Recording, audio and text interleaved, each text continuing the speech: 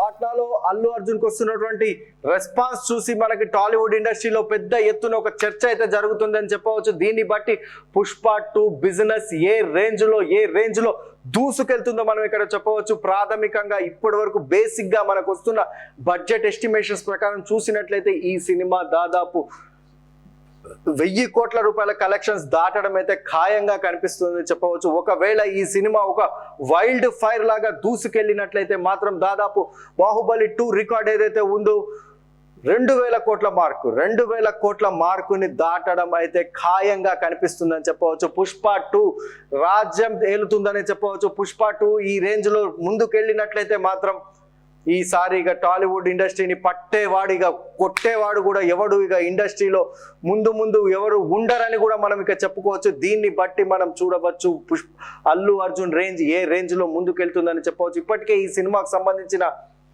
OTT rights business విషయానికి వచ్చినట్లయితే OTT rights విషయంలో చూసుకున్నట్లయితే నెట్ఫ్లిక్స్ దాదాపు 700 కోట్లు పెట్టి ఈ సినిమా ఓటీటీ రైట్స్ ని సొంతం చేసుకుందని చెప్పవచ్చు. ఎందుకంటే పుష్పకు ఈ రేంజ్ లో ఎందుకు పెడుతోంది అని మీకు సందేహం రావచ్చు. ఇదంతా కూడా మామూలు లెక్కలు కానీ రావచ్చు. కానీ పుష్పకు ఉన్నటువంటి బ్రాండ్ ఇమేజ్ చూసినట్లయితే దాదాపు 190 దేశాల్లో పుష్పకు ఒక బ్రాండ్ ఇమేజ్ అయితే ఉంది. దాదాపు దీనికి సంబంధించి 40 నుంచి 50 భాషల్లో ఈ సినిమాను ట్రాన్స్లేట్ చేసి సబ్ టైటిల్స్ ద్వారా ఈ సినిమాను రిలీజ్ చేసేందుకు కూడా నెట్ఫ్లిక్స్ గతంలో ప్లాన్ చేసింది.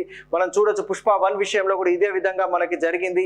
ఇప్పుడు పుష్ప 2 విషయంలో కూడా ముందుగానే వాళ్ళు వెల్ ప్రిపేర్డ్ గా అయ్యి ఓటీటీలో దాదాపు 40 భాషల్లో వాళ్ళు సబ్ టైటిల్స్ ద్వారా సినిమాను విడుదల చేసేందుకైతే సిద్ధంగా ఉన్నట్టు తెలుస్తుంది. దీన్ని బట్టి మనం 190 దేశాల్లో ఈసారి పుష్ప 2 ది రూల్ ని మనం ఖచ్చితంగా చూడవచ్చు. ముఖ్యంగా జపాన్, కొరియా, అదేవిధంగా థాయిలాండ్ కావచ్చు, మలేషియా కావచ్చు, అదేవిధంగా చైనా కావచ్చు, ఇలాంటి తూర్పు ఆసియా భాషల్లో కూడా ఈ సినిమాను విడుదల చేస్తున్నట్టు తెలుస్తుంది.